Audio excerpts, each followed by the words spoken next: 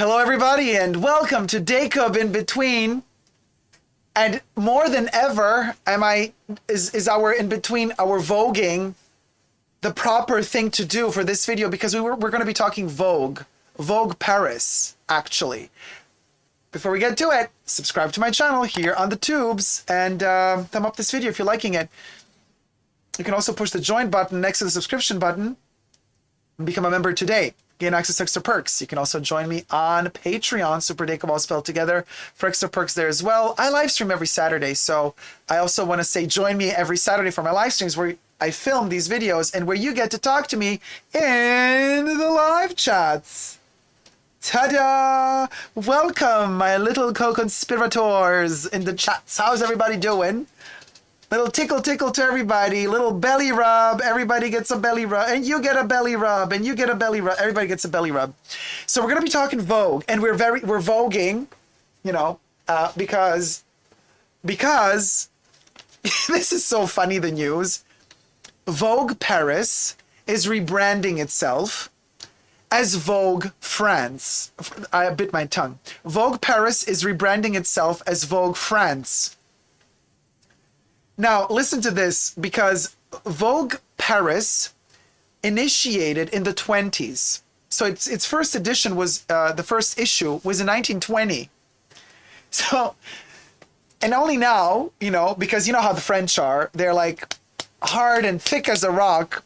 It took them only basically a century and 1 year, 101 years it took them to realize, maybe fashion and style in France is not just in Paris, but it's also outside of Paris as well. Maybe, just maybe, all of those creators of fashion and style in France might feel bad that we call Vogue Paris, as if the good stuff only happens in Paris. So now they realize it 101 years later, so they rebranded themselves to Vogue France. And right, so Condé Nast, the editors, the publishers of Vogue, has announced that Vogue Paris, as it was known since its inception in 1920, will now be Vogue France. Now, there's a new Vogue France head of editorial content called Eugénie Trochu. Eugénie made an announcement via her Instagram page. Again, we see the power of Instagram here. Huge announcements are being made through Instagram.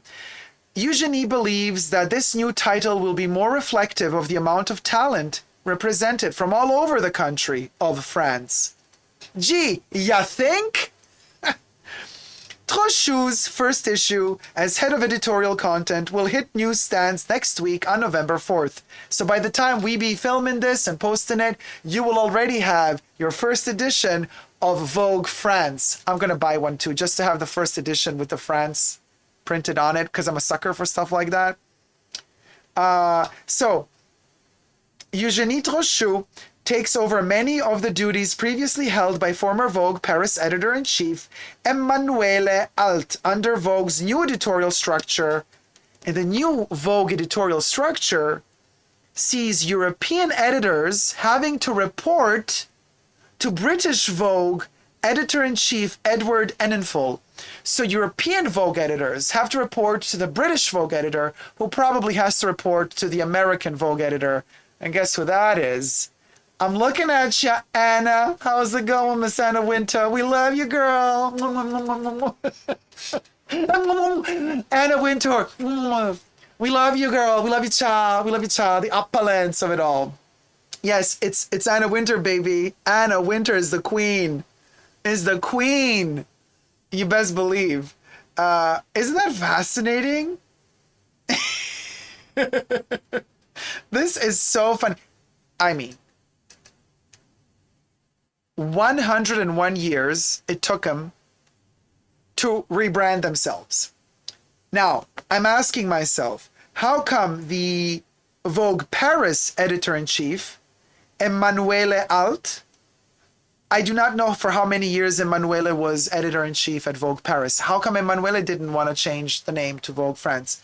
How come it took a shift in editor-in-chief direction. And now we got Eugenie Trochu, who finally decides to change the name. I mean, obviously, must have been some sort of business plan behind there. You know, maybe Condé Nast was planning to do it anyway, and they thought we're going to do it when we change the editor-in-chief. We're going to announce the new editor-in-chief. The new editor-in-chief is going to announce the new name of the Vogue magazine. Fresh new beginning, fresh new start. I'm like, girl, fresh new beginning, fresh new start.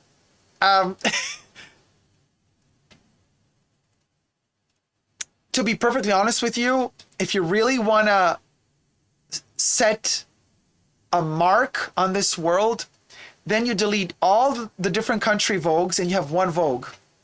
And you unify everything in one Vogue. That's how you do it.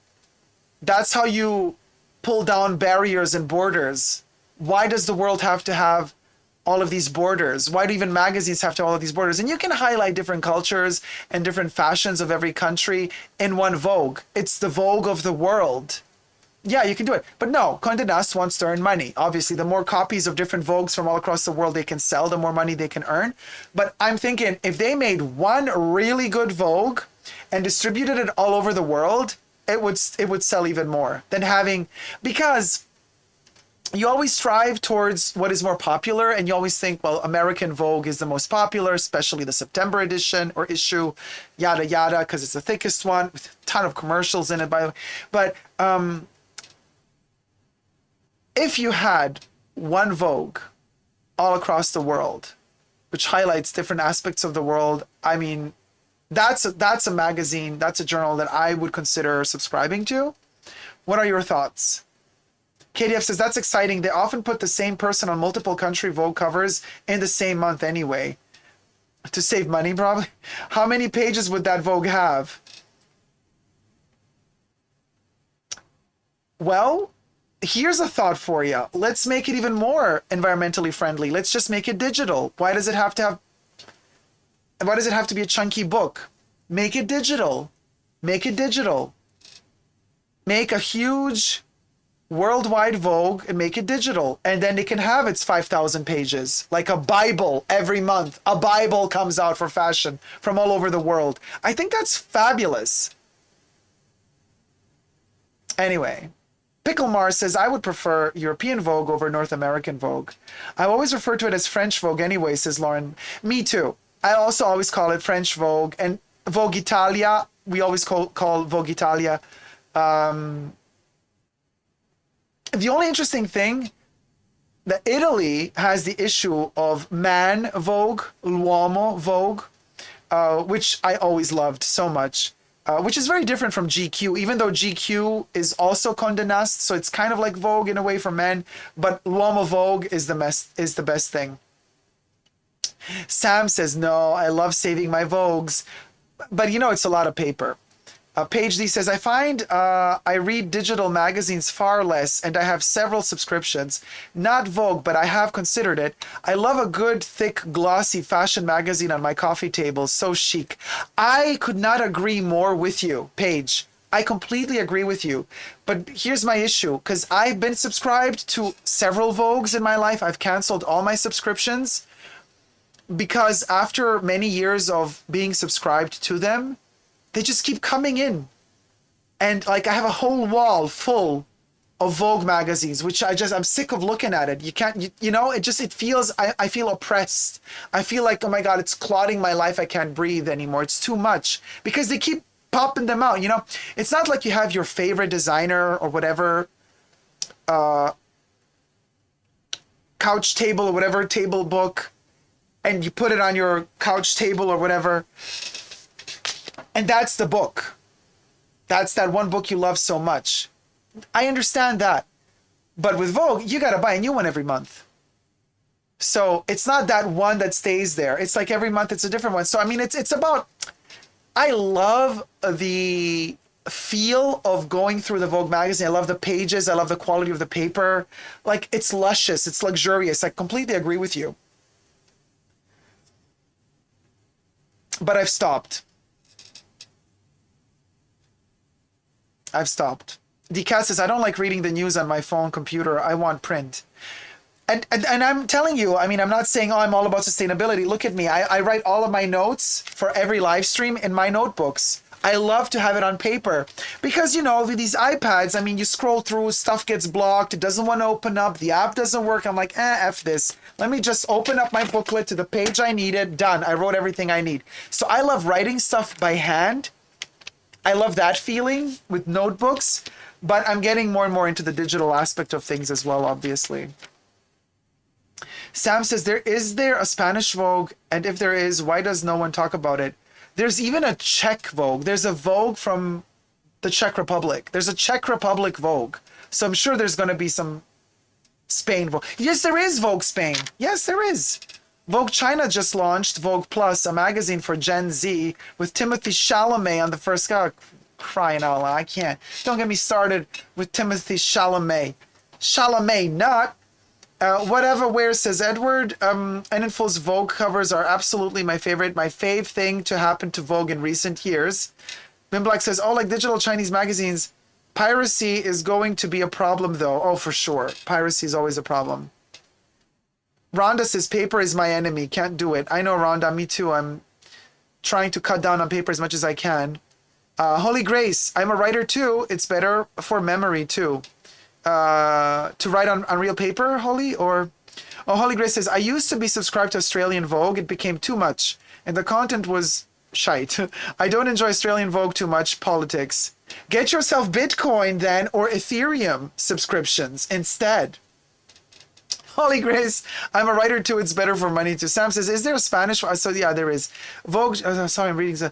You can get them at the airport, says Leanne Carter. I mean, if you're traveling a lot, yeah. Yeah, Seabreeze, Chalamet not. Sam says British, American, French, and Italian Vogue seem to be the only ones talked about. DCAT said they charge the same for a digital copy without having the cost of printing. Yeah, or less, but they would have more sponsors maybe online.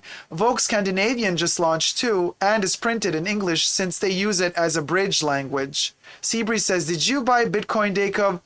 Bitcoin for everyone. Thank you so much for watching, you guys. I hope you've enjoyed this video. If you have, thumb it up. Let me know what your thoughts are in the comment sections down below. And until next time, never forget to never give up on love. Love you all. See you soon. Take care. Bye. Mwah.